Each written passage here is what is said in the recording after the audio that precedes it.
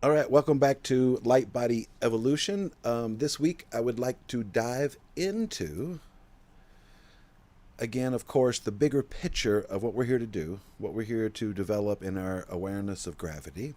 And in that, I've was reminded this morning about a thing called a binary generator.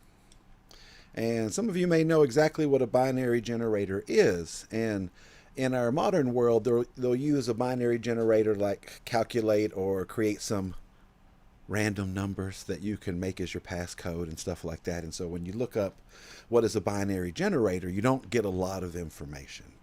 But there is a group that was connected to Dr. Emoto's work with the water. And the doctor that worked with him, his work now is literally taking a device that plugs into your computer and creates a binary generated sequence. And what they'll do is take water and put on top of this thing and charge the water.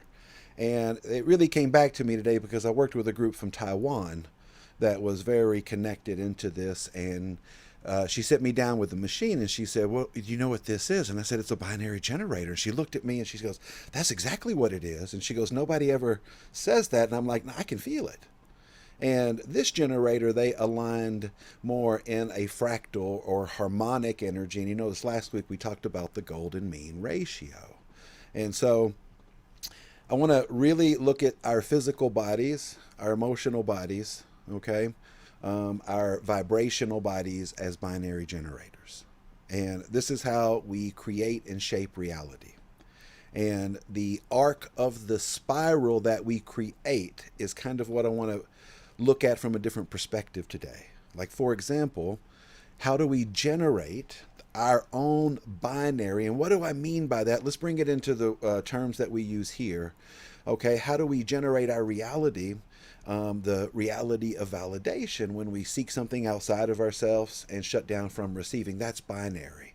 So, for example, being concerned about things may shut down my awareness, and I may doubt myself because I'm concerned and 4 and 6. Okay, or I have to be right, mental validation, and if I'm not, it shuts down my worth. Okay, that's binary, isn't it? And look how the binary generates charge in that unorganized process, and so it creates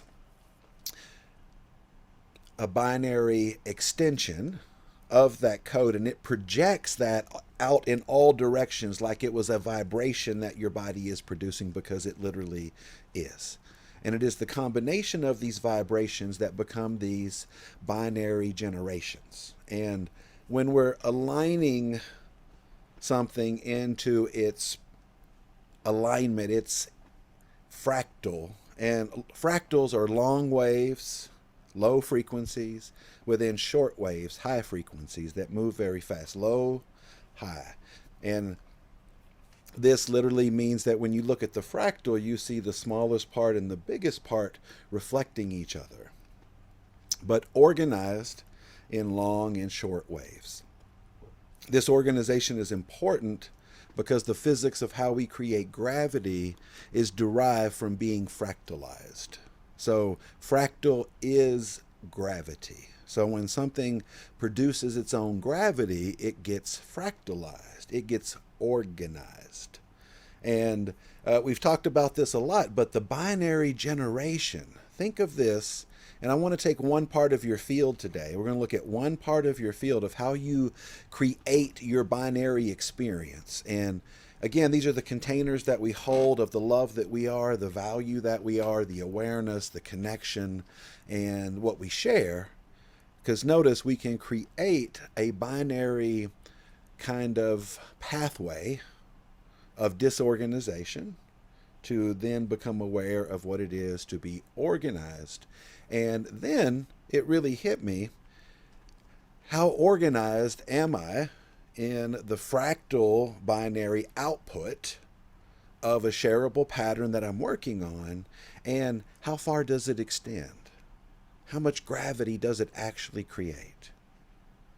And is it short or is it long? Does it affect my immediate people around me? Does it go out farther into the conscious? Does it fractalize into the universe? That's what I'm interested in today. How do we create a binary generating reality based on what we're available to receive and share? And so, say you are creating something in your life, say it's your business, say it is happiness, okay? Your own fulfillment. I think that's something we all like to think is a thing we should be working on, right? Imagine what is my binary generation of that reality? How am I organizing that code?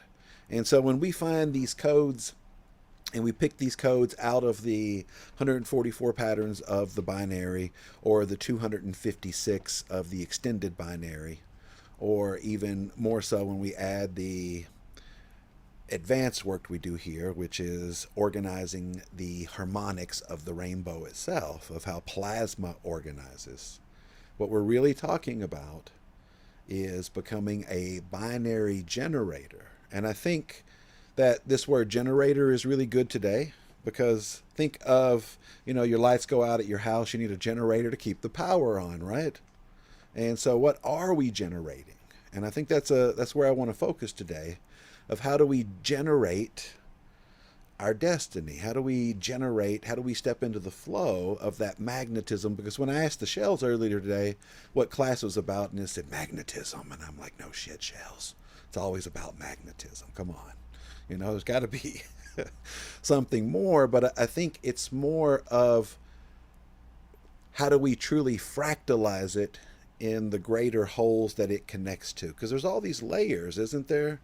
There's a layer of your whole field. There's a layer of that field that relates to the whole universe and all the layers in between, and the unseen world that curves the light that allows the gravity to be produced or affects the gravity of something. Isn't that the two realities that we're looking at? Am I affected by gravity, or am I literally generating my own gravity?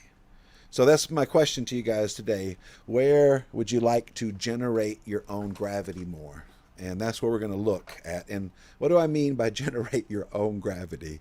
I mean, not be swayed in that area by the charge, but in the process of utilizing and transforming that charge to allow the binary code and the binary generation that you're creating to support you and to support the gravity that you're showing up with, the gravity that you have to share.